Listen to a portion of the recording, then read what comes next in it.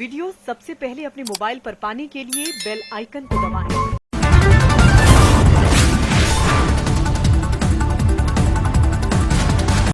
नमस्कार, मैं हूं अनिल वर्मा शेखर। आई विटनेस न्यूज पर आज देखिए, सुदामा नगर में अचानक बड़ी दावेदारों की सक्रियता। होर्डिंगों और पोस्टरों में चमके नए नेताओं के चेहरे। सभासदों ने गिनाई विकास कार्यों की फेहरिस्त, तो दावेदार बोले कोई काम नहीं हुआ। आई विटनेस न्यूज की बाढ़ यात्रा पहुंची है सुदामा नगर। सुदामा नगर का समस्याओं से कृष्ण जैसा नाता है। सुदामा नगर की समस्याओं पर कृष्ण मेहरबान है। शहर का ये मध्य इलाका विकसित होता जा रहा है। कम से कम समस्याएं और अधिक से अधिक सियासत। इसलिए हर सभासद अपनी नींव पक्का करना चाहता है। नए दावेदार सभासदी पर कब्जा करना चाहते हैं। सभासद उपलब्धियां बांटते बांटते थक जाते हैं और दावेदार कहते हैं कि 5 सालों में कोई काम नहीं हुआ। सभासद पर कई क्षेत्रों की उपेक्षा करने का भी आरोप लगता है। विकास की इसी बहस के बीच 22 की जंग लड़ी जा रही है। ये अलग बात है कि सभासद के रिपोर्ट कार्ड में फेल दर्शाने वाले दावेदार खुद 5 साल तक घर से निकलकर कभी सड़क पर नहीं दिखे।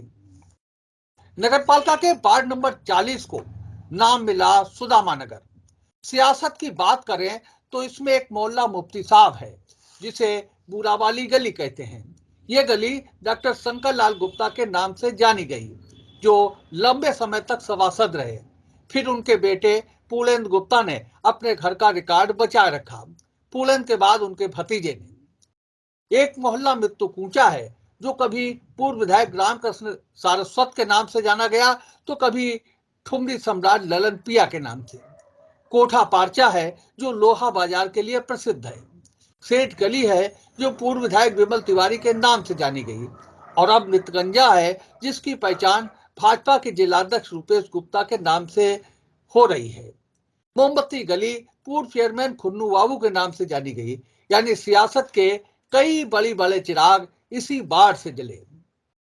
पिछले चुनाव के बाद तो सुदामा नगर से निर्दलीय अतुल शंकर दुबे जीते थे। दूसरे नंबर पर रहे भाजपा के राहुल, तीसरे नंबर पर रहे आयुष पुरवार और चौथे नंबर पर रहे कन्हैया राठौर ने 5 साल बाढ़ की गतिविधियों से कोई वास्ता नहीं रखा। आयुष और कन्हैया ने फिर चुनाव लड़ने का ऐलान कर दिया है। जो लोग बाढ़ की गतिविधियों से दूर रहे, वही सभासद को नाकारा घोषित कर रहे हैं। बाढ़ में दावेदारों की सक्रियता बढ़ गई है। खंभों पर होर्डिंग और पोस्टर लग गए हैं। सभी की निगाहें बाढ़ के आरक्षण पर लगी हैं। तो आइए सुनते हैं सभासद अतुल शंकर दुबे से विकास की कहानी और दावेदारों के दावे, उन्हीं की जुबानी। सुदामा नगर की बाढ़ यात्रा में बस इतना ही। मिलते हैं किसी दूसरे बाढ़ में। मैंने बाढ़ में स्वच्छ भारत मिशन के अंतर्गत नगर पालिका से अपने प्रयासों से 1500 नीले और हरे रंग के डस्टबिन बाढ़ के प्रत्येक घर में पहुंचाने का प्रयास किया और दिए। साथ ही साथ प्रधानमंत्री जी की उज्ज्वला योजना के अंतर्गत जो हमारे यहाँ के निर्धन अनुसूचित जनजाति के कमज़ोर लोग थे, उनको मैंने गैस सिलेंडर दिलाने में सहयोग किया और दिलवाए। साथ ही साथ हमारे यहाँ की तमाम निर्धन गरीब माताएं बहनें जो वृद्ध भी थीं, कुछ दुर्भाग्य से विधवा हो गई थी, कुछ बच्चे विकलांग थे, उनको मैंने तमाम लोगों को, गिनती तो हमको नहीं, लेकिन कम से कम 50-60 विधवा प्लस वृद्धावस्था विकलांग लोगों की पेंशन कराने का प्रयास किया। साथ ही साथ हमने करीब 200 से 300 लोगों का 5 वर्ष में 5 व्यक्ति का राशन कार्ड बनवाने का कार्य किया, जिससे उसमें सभी धर्म के, सभी जातियों के लोगों को, कमज़ोर लोगों को लाभान्वित किया। जिनको कोरोना टाइम में एक महीने में 2 बार 50-50, 60-60 किलो अनाज मिला, जिससे मुझे बड़ा सुख हुआ कि एक अच्छा काम हमसे हुआ। साथ ही साथ मैंने वार्ड में 5 सोलर लाइटें माननीय सुनील दत्त द्विवेदी जी से रिक्वेस्ट करके वार्ड में 5 सोलर लाइटें लगवाई, जो एक घुमना सब्जी मंडी में लगी हुई है, एक खाटू श्याम मंदिर में लगी हुई है, एक मेरी गली में लगी हुई है, एक बुरा वाली गली में लगी हुई है, कुशवाली के बाहर लगी हुई है। तो सही थी जो ईंट भाई ईंट उखड़ के फिर पुनः ईंट लग गई। और हम ये चाहते हैं कि अब की जब चुनाव में अगर हमें विजयश्री प्राप्त होती है तो मेरा सर्वप्रथम काम होगा कि हमारे वार्ड में बंदरों से मुक्ति मिले। कि बच्चे हैं, बूढ़े हैं या कोई भी है, जवान निकलता है उसको सबसे ज़्यादा कष्ट उठाना पड़ता है। बंदर झपट पड़ते हैं, काट लेते हैं, सामान छीन लेते हैं। ये मैंने माननीय अध्यक्ष जी मनोज अग्रवाल जी को फ़ोन किया था, उनसे भी अनुरोध किया था कि भाई समस्या से निजात दिलाएं। तो उन्होंने कहा वो वृंदावन से आते हैं और मैं उनसे कांटेक्ट कर रहा हूँ, अभी तक कोई, लेकिन उसकी हमें अभी कोई नहीं। ये बहुत बड़ी समस्या है हमारे वार्ड की, नंबर 1। नंबर 2 हमारी समस्या है नालियों में। नालियाँ सफाई होती है, मैं ये नहीं कहता सफाई नहीं होती है, स्वीपर भी आते करते हैं, लेकिन सफाई होने के बाद में पहले, अगर आपको नहीं याद होगा कि पहले सफाई होने के बाद पानी डाला जाता था और नालियाँ सफाई उसके ऊपर दवाई डाली जाती थी। तो कम से कम हफ्ते में एक बार मच्छरों से रोकथाम के लिए उन पर दवाई डाली जाए, और जिससे कि हमारे जो इस बीमारी जो डेंगू वगैरह चारों तरफ फैल रही हैं उनसे हमको निजात मिले। और अनेक प्रकार की बीमारी फैलती हैं, नाना प्रकार की, उनसे हमें लाभ मिले। इसलिए हर हफ्ते की हफ्ते मैं ऐसी व्यवस्था बनाने की कोशिश करूँगा कि सब जगह इनको मच्छरों से, गंदगी से, बीमारी से। और कूड़े के लिए मैं एक कार्य योजना बनाऊँगा, और मैं घर घर, लोग कहते हैं, मैं ये करके दिखाऊंगा कि कार्य योजना की घर घर हमारा आदमी जाएगा। उसके लिए चाहे संविदा पे अध्यक्ष महोदय को का आदमी रखने पड़े, और उसका टाइम निश्चित होगा, 2 टाइम होंगे, सुबह और शाम, और जाके कूड़ा एकत्रित करे, वो एक जगह पे डंप करे, जिससे कि सड़क में कूड़ा नहीं होगा तो बंदर भी या गाय भी या और जानवर भी नहीं होंगे।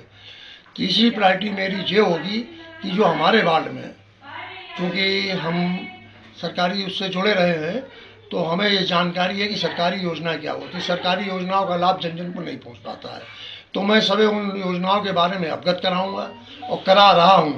और उन योजनाओं का, जैसे विधवा पेंशन है, 60 साल पेंशन है, कोई एक्सपायर हो जाता है गरीब दुनिया, उसके परिवार को फौरी 30,000 की सहायता मिलती है, वो है, या बीमारी में इलाज के लिए, ये सब जो भी गवर्नमेंट की सुविधाएँ हैं जो हैं वो मुहैया कराने की मैं भरपूर चेष्टा करूंगा और पूरी निष्ठा और लगन के साथ करूंगा।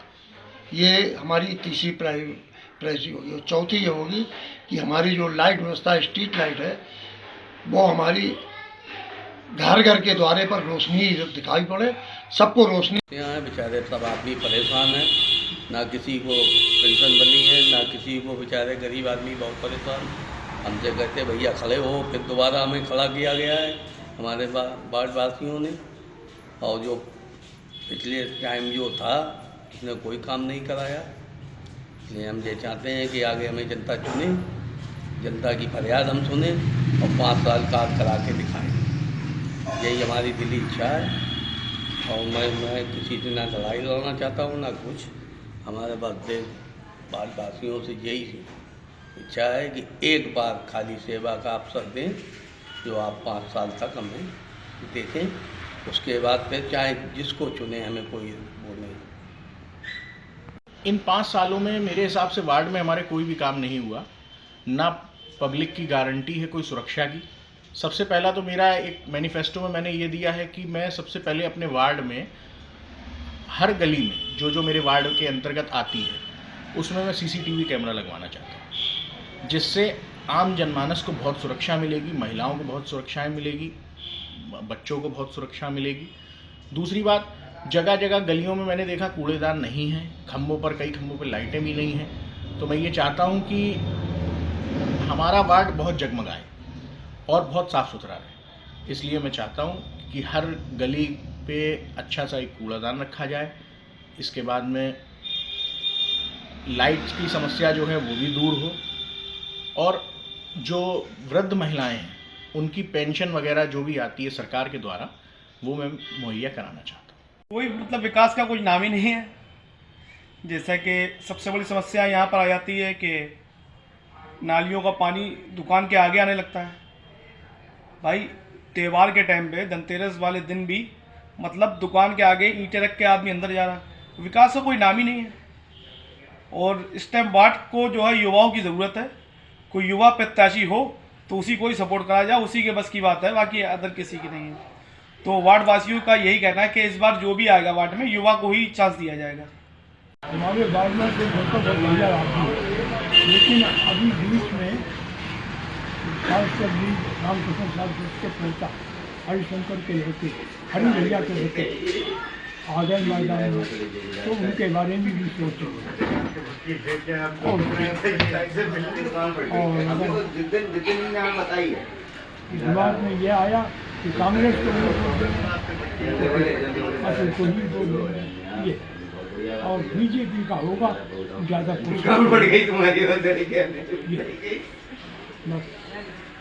पिछले सभासद ने जो यहाँ की मूलभूत समस्याएं थी वार्ड की, जैसे सफाई व्यवस्था, बंदरों का आतंक, उलझे हुए तार, एकदम पानी में दवाई, पानी, ये तमाम जो सिस्टम थे जिसकी जिम्मेदारी है नगर पालिका की कि ये उनके कार्य कराए, वो यहाँ पे नहीं कराए गए। और हम तो सीधे सीधे हमने यहाँ के वो श्रीमती मैडम जो चेयरमैन है उनके पति मनोज अग्रवाल जी से भी बात हुई मेरी फ़ोन पे। उन्होंने बार बार कहा कि हम बंदरों के आतंक से निजात दिलाएंगे और पिंजरा जो है वो मंगवाएंगे और ये समस्या को हम जड़मूल ख़त्म करेंगे, परंतु आज तक सिवाय आश्वासन के और कुछ नहीं। तो आश्वासन की जो है वो सभी पिला रहे हैं घुट्टी, परंतु धरातल पे कहीं कार्य नहीं हो रहा है हमारे संपूर्ण वार्ड में। उम्मीद है आपको हमारी ये खबर पसंद आई होगी। आप इसे लाइक करें, अपने दोस्तों के साथ शेयर करें और कमेंट करके अपनी प्रतिक्रिया बताएं। अगर आप पहली बार हमारे चैनल से जुड़ रहे हैं तो चैनल को सब्सक्राइब करना ना भूलें। यही निवेदन आपसे है।